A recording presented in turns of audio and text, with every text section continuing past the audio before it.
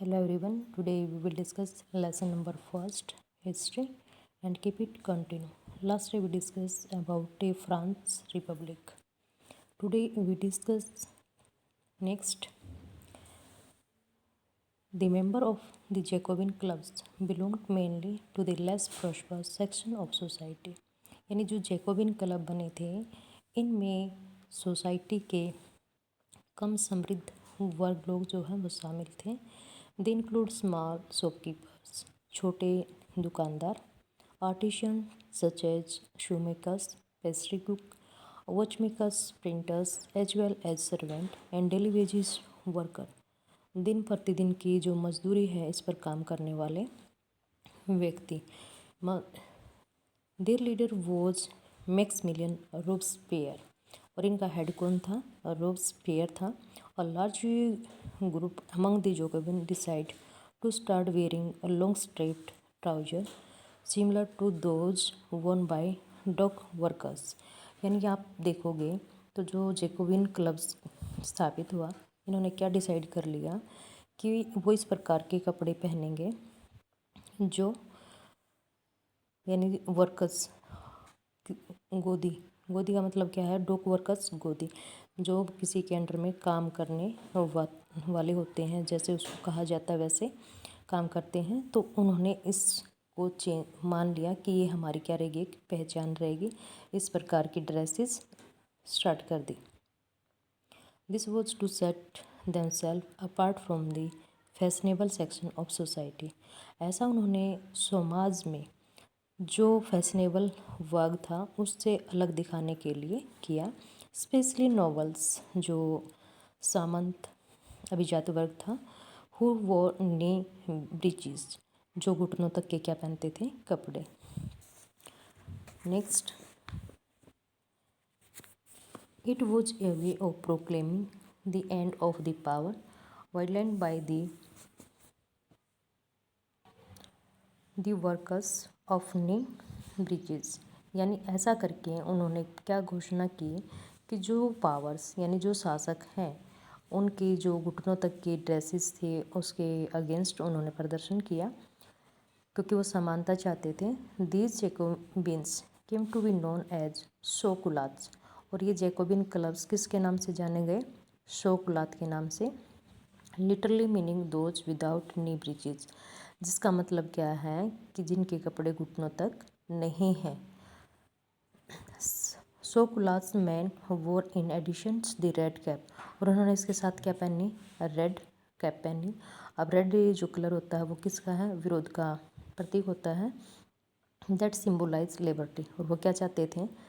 समानता। ठीक है, विरोध किया किस चीज़ का? कि जो उनकी ड्रेसेस में डिफरेंस थे उससे अलग हट के उन्होंने यूज़ किए।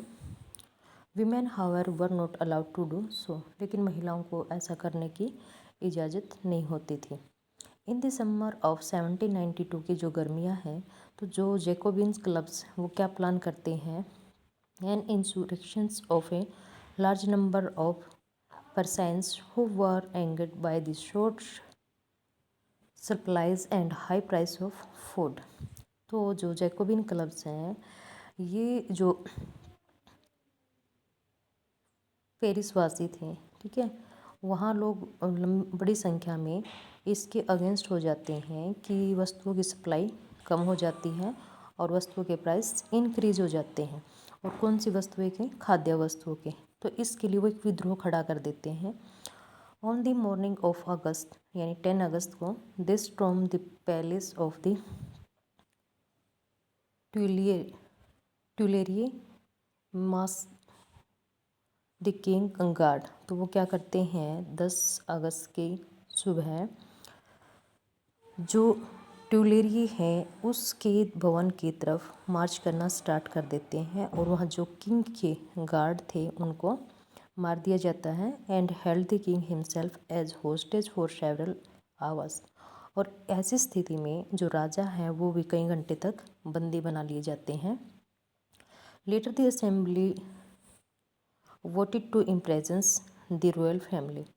तो बाद में क्या करती हैं जो सभा थी वो उनको रॉयल फैमिली मतलब जो राजशाही परिवार थे उनको कैद में डाल दिया जाता है। इलेक्शन वर हेल्ड, फिर क्या होते हैं चुनाव।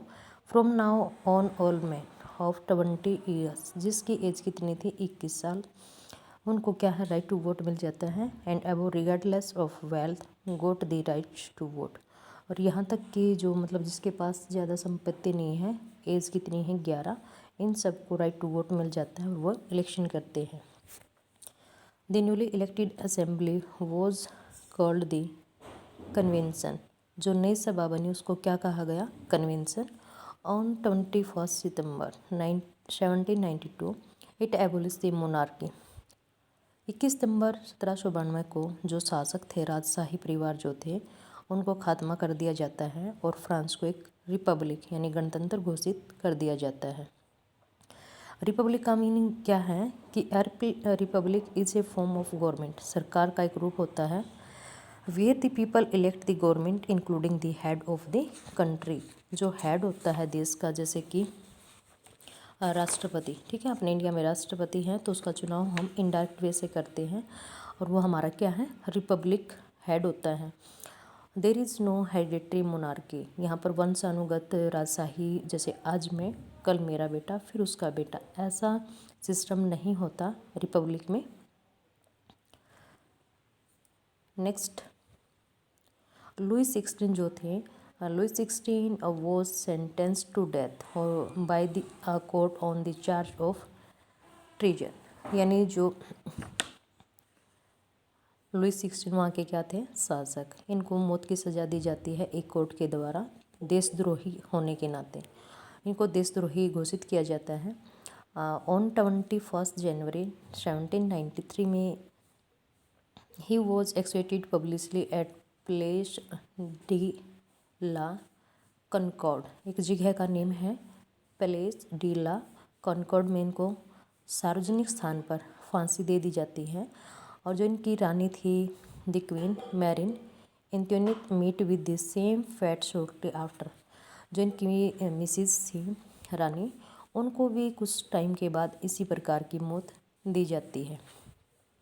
Next point is that the resin of terror, आतंक राज, ठीक है, किस प्रकार से उन्होंने अपना फोबिया जो फैलाया, आम जनता को डराया।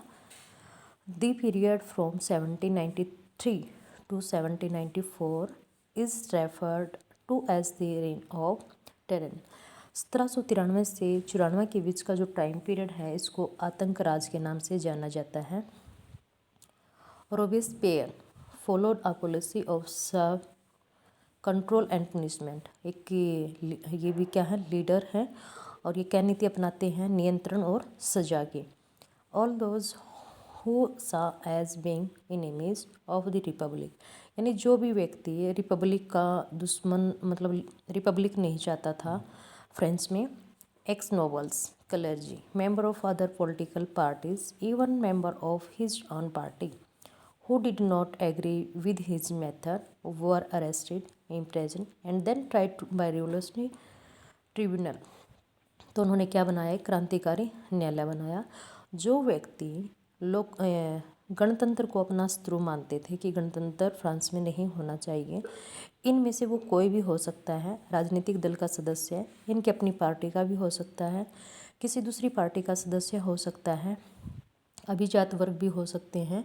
अगर कोई भी इसके अगेंस्ट है तो उसको कैद किया जाएगा, जेल में डाला जाएगा और उसको जो न्यायालय स्थापित किया जाएगा क्रांतिकारी न्यायालय, उससे जो सज़ा मिलेगी वो उसको दी जाएगी। If the court found them guilty, अगर उस व्यक्ति में क्या है दोषी साबित हो जाता है, दे वर गिलोटिन्ड, ये एक क्या है मशीन है जो कि दोनों साइड में मतलब खंभे लगा दिए जाते हैं, बीच में एक क्या कहें उसको सहतीर सा रख देते हैं, उस पर एक आरा होता है, ठीक है, वो इस प्रकार की मशीन होती थी ये। The guillotine is a device consisting of 2 poles, यानी एक इस साइड में पोल है एक इस साइड में, दोनों के बीच को ऐसे ज्वाइन करेंगे और उसके ऊपर एक आरा होता था। Blade with which a person is beheaded, और जिससे उस व्यक्ति को जिसको सजा दी जा रही है उसके सिर को धड़ से अलग कर दिया जाता था। It was named after doctor Guillotin who invented it, और इस मशीन की खोज किसने की थी, डॉक्टर गिलोटिन ने की थी, इसीलिए इस मशीन का नाम गिलोटिन रखा गया है। Robespierre government issued laws placing a maximum ceiling on wage and price.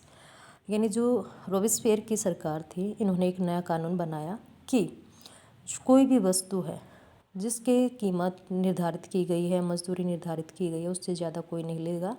Meet and bread were ration, क्योंकि ये हमारी क्या थी, राशन की वस्तुएं थी, मीट और ब्रेड यानी पाव रोटी।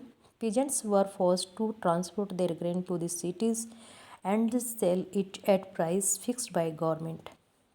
किसानों को मजबूर किया गया कि वो अपने अनाज को कहाँ पर बेचे, सिटीज़ में, और कौन सी कीमत पर, जो सरकार के द्वारा निर्धारित की गई है। The use of more expensive white floor was forbidden. जो सफ़ेद गेहूँ थे उसको क्या कर दिया, काफ़ी महंगा होता था, इसलिए इसको मना किया गया। All citizen were required to eat the pain de egalite यानी इक्वलिटी ब्रेड। सभी व्यक्तियों को किसकी आवश्यकता थी, एक जैसे रोटी खाने की, यानी इक्वलिटी को सेपरेट करना मेन टारगेट था। A loaf made of whole wheat, जो कि पूरे अनाज यानी साबुत गेहूं से बनाई जाने वाली रोटियां। Equality was also sought to be practice through form of speech and address. जब भी रोबेस्पियर मतलब जनता को अपना भाषण देते थे, एड्रेस करते थे, तो उसमें इक्वलिटी की बात की जाती थी। इंस्टेड ऑफ ट्रेडिशनल मॉन्स्यूर यानी सर, सर किसके लिए, मेल के लिए, एंड मैडम यानी मैम, महोदय यानी फीमेल के लिए ये वर्ड हमेशा यूज करते थे। All French man and women were henceforth citoyen and citoyenne, citizen and यानी ये पुरुष के लिए है, सिटियोनी ये किसके लिए है, नागरिकों के लिए, हम सभी के लिए, फीमेल के लिए। ये वर्ड किसने यूज़ किए, रोबेस्पियर ने।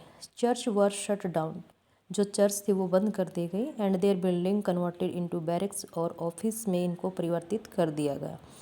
Robespierre pursued his policy so relentlessly that even his supporters began to demand modern।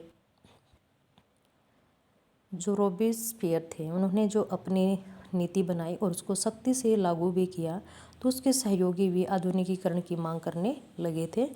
He was convicted by court in July 1794 में।